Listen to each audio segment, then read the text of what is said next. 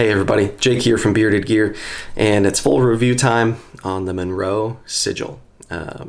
This is an exciting one. It's taken me a while to do this. I've carried this knife a lot at this point. I've used it for a fair bit of cutting, not a ton. It's a super high tier knife. It's the most expensive knife in my collection, so it's not a knife I've ever been putting in my pocket when I know I'm going to be doing hard work. But I've opened some boxes, I've cut some tape, I've processed a little bit of cardboard. I want to say I've done a zip tie or two with it. I don't know. I've used it an okay amount, enough that at this point I'm comfortable talking about it from some level of experience. And on top of that, I've carried it quite a bit, and I've played with it a lot, like a lot. So the Munroe Sigil probably looks familiar to a lot of people because Microtech makes a sigil. This is the custom version, however, comes from Munroe Metalworks, and I forget what state they're in, but they're here in the US.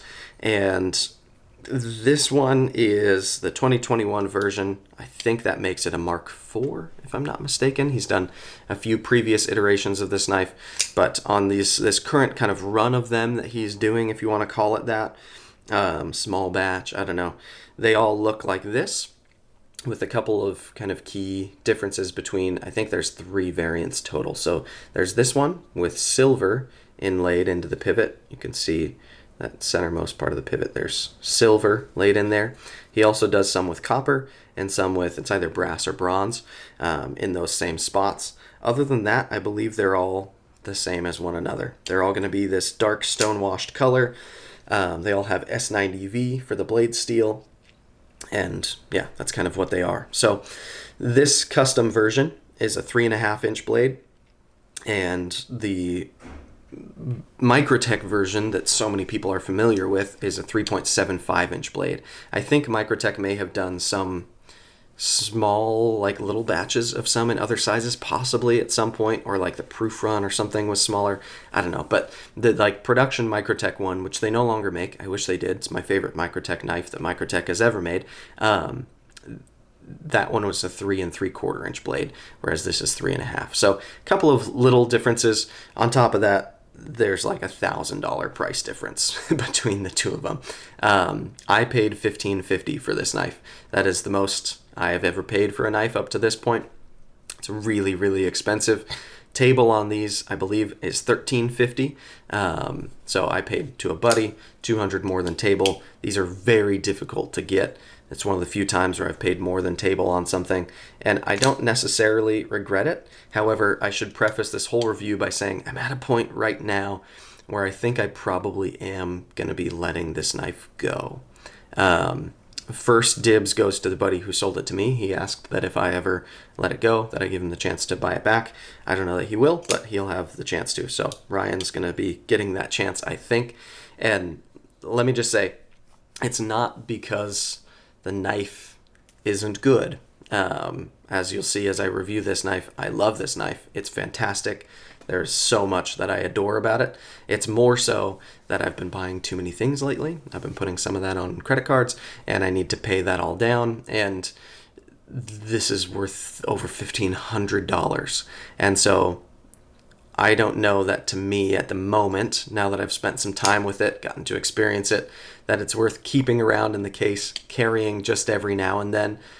To have $1,500 tied up in a knife is a lot for me. To other people who have collections that are worth a lot and they're putting new money in the hobby a lot, it may be more worth it to them. But for me to continue to have buying power in the hobby, I tend to have to sell things. And this is one big chunk to have tied up in a knife, especially when I've got some other very expensive knives right now as well. So I think it's going to be getting sold here in the next probably few days, ultimately, so that I can pay down the credit and then have some buying power again. But we'll see. Pretty confident, but who knows? Maybe I won't be able to bring myself to do it. Anyway, let's talk about this knife and go over all of its features and carry, cutting, action, all of that stuff that I typically talk about, ergos. All right. First of all, we'll go through kind of materials-wise and build-wise what this knife is made of, what it looks like, show you some kind of relative close-ups. Blade steel in this guy is going to be S90V. We have a flat grind that comes down to a nice edge. The edge that came on this from them is fantastically sharp. It has maintained that edge perfectly. I shouldn't have done enough use that even a knife in 8CR13 MOV would be through its edge at this point, but it's nice that I haven't had any issues with it. That would have been a problem. But yeah, S90V, big opening hole.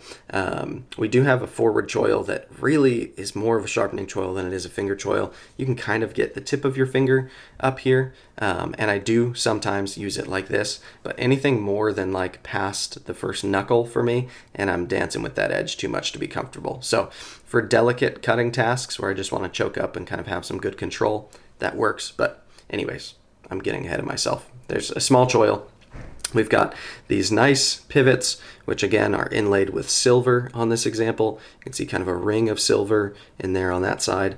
And then on this side, you get a triangle. And this is the coolest looking pivot that I have ever seen. One of my favorite parts of this knife is the lock side pivot, where you've got that kind of repeating triangle pattern with the silver in the center. It just looks phenomenal. We've got milling all over the frame. You can see it's kind of this stepped design. There's also a lot of like the chamfering is stepped milling as well, which just kind of adds to the motif of this knife. The frame lock is cut out mostly internally. You can see there's a little chunk cut out here, but then the cut itself is internal. I love that touch. The lock bar access has more stepped milling. We do have a stainless lock bar insert, which is hardened, of course, set in there. We've got a pocket clip, which I find has actually been quite functional. Not the most functional pocket clip ever, but we'll talk some more about that. It's a good looking pocket clip. You've got these kind of dots running along it, which are mirrored then in the back spacer, full titanium back spacer, of course, integrated lanyard hole. Nice hardware all over. Everything is T8 from the looks of it to me, except for the pivot appears to be a T10. Yeah, just a phenomenally built knife, huge internal milling pockets. It's just a feat of modern machining, in my opinion. It's one of those things where the more I look at it, the closer I get to it, the more I'm constantly just drawn in by all of the little features and facets that they put all over this. It's just phenomenal in terms of its like machining prowess.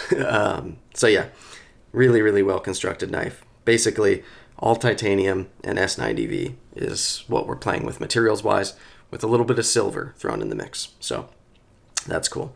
All right, let's start with ergos. Ergonomically, I love this knife. It fits my hand super, super well.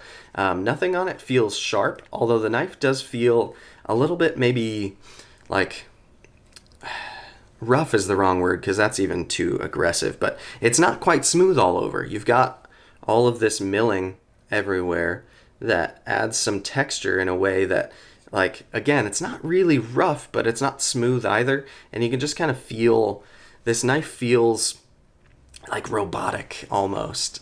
Some knives feel really like curvy and smooth and like almost like they're like a living thing, you know, like they have curve and like natural flow to them. This feels a little bit more machine-like in a fun way. Like, I don't know. It's also just so perfectly proportioned for my hands. I love the way this knife grips. You've got a little bit of jimping up here that doesn't bother me at all because it's nice and tightly spaced and fine. My thumb tends to land in front of it anyways in a saber grip, but it's just proportionally a great knife for my hands. I love the size. I love the thickness. I love the way it fills my hand. There's no hot spots. The clip doesn't bug me. Just really, really comfortable in a forward saber grip. Also comfortable in a hammer grip, of course. Comfortable in a draw cut, which is pretty cool. Comfortable in a reverse grip, quite comfortable actually, and comfortable in a reverse grip draw cut. So neutral enough that it's comfortable in every grip, and it just, I tend to live in a saber grip just like this on this knife, and it feels so good. I love the way it indexes. It's great ergonomically. Let's talk carry next. So carry-wise, this pocket clip is pretty functional. I'll say on thicker clothes, it's a little bit of a squeeze.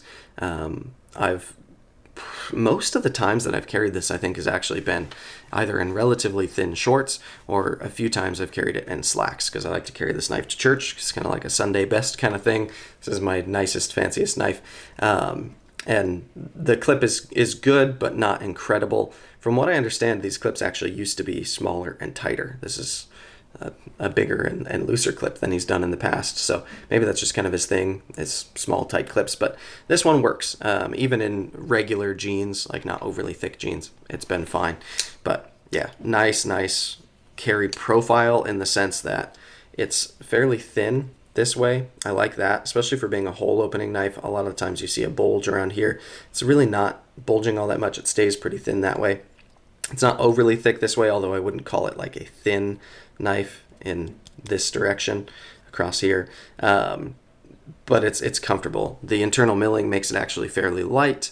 The profile is nice. The flipper tab is small enough and not really obtrusive enough that it's bothered me even once in pocket. Even when I've reached past this knife to get to my wallet, I haven't had a problem with the flipper tab. Haven't had any run-ins with sharp spots up here as I've gotten my hand in pocket. It's just a comfortable primary front right pocket folder that feels like it's welcome there. It's not the best to carry ever, but it's never bothered me. So I like it in that way.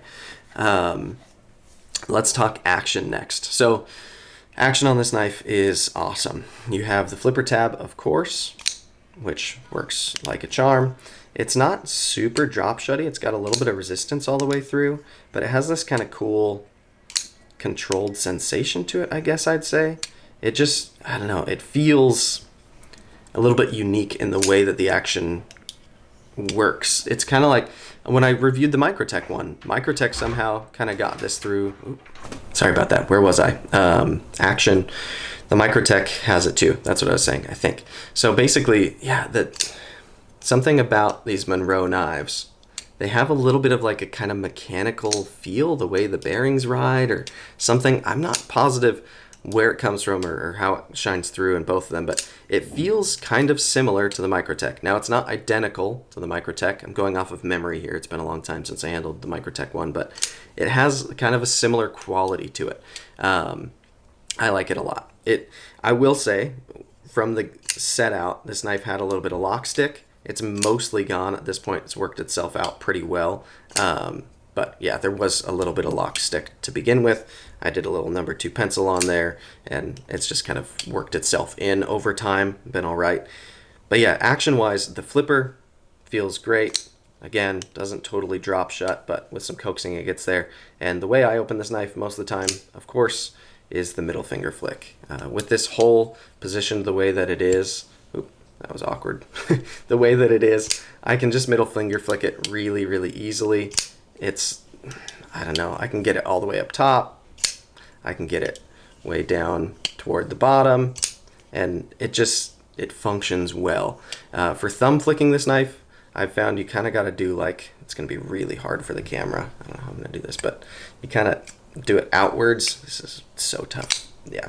So thumb flicking, I'll say for me, maybe somebody has mastered it. It's not an ideal way to open the knife. It can be done if you're just like fidgeting with it, trying to have fun, trying to figure out how to open it with your thumb. It's possible, but it's not easy, and it doesn't feel like it's designed to be thumb flicked. This hole feels like it's designed to be middle finger flicked. Or I guess if you're someone who's into two-hand opening, you could use it like this. I wouldn't, but you could. Yeah, so action, I'll say action isn't the shining feature on this knife for me, which is another thing that's interesting at this price point. I feel like a lot of knives in this range are really focused on action, even a little below this range. But once you start punching at the like $800 plus on a knife range, action tends to get really, really impressive. And on this one, it's just good, reliable, functional, but it doesn't feel like it's blowing my socks off, like, wow, this is so cool or so fun or so unique. It just feels like a well-dialed action with a good detent. Lockup is nice, and it's smooth. It's a lot of fun to middle finger flick with this big hole, but it's not like wowing my socks off either, you know? So action, I'll say, is good, not incredible. We've talked carry, we've talked action, we've talked ergos, so we got to talk cutting. Cutting performance on this guy, I'll say, is pretty okay. That sounds underwhelming, doesn't it? It's good. It's not supremely thin behind the edge. It's a flat grind that doesn't come up super high. We've got a relatively thick stock, so the blade feels really robust. I think kind of like my buddy Chris, Renegade EDC, uses his Microtech Sigil more than he has, I think, any other folder. He's brutal on that knife, and it's got a very similar blade profile to this. It's the same knife, essentially, just a little bit bigger, and he jams it into wood to check for termite damage, and he sent me videos using it that are just kind of crazy, and it stood up really well. So I think this blade is robust, and it feels robust, and if I were to use it hard, I might find that it shines a little more for its robustness. But for me, just using it relatively lightly, because this is such an expensive knife that I've known there's a chance all along that I'm gonna have to resell, because it's hard for me to justify having this much money tied up in a knife.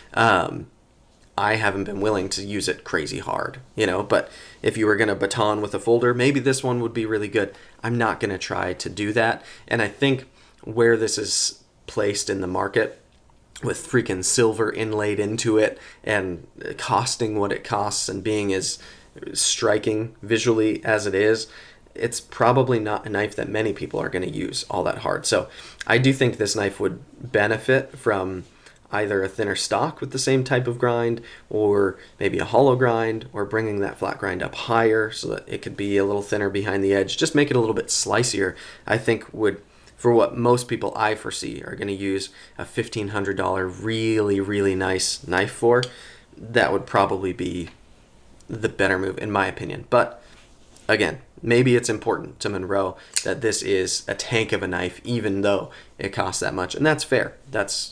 I would just prefer for it to be a little slicier. So yeah, cutting decent. The edge that's on it is fantastic. It's not a bad cutting profile. It's just not a thin, slicey little dream. It makes nice sounds. It's decently fun to play with. It carries pretty well. Visually, this knife is just one of the coolest looking knives. Not only have I ever owned, but have I ever seen, in my opinion. I just love the looks of these. I think it's so cool, while still being, it hasn't crossed a line into being like too sci-fi or weird, or like, it still seems like a knife that should exist and can be carried and used, and it's not like a prop, but it looks incredible. So I don't know, it's hard for me because I love this knife so much. I've wanted a Sigil for so long.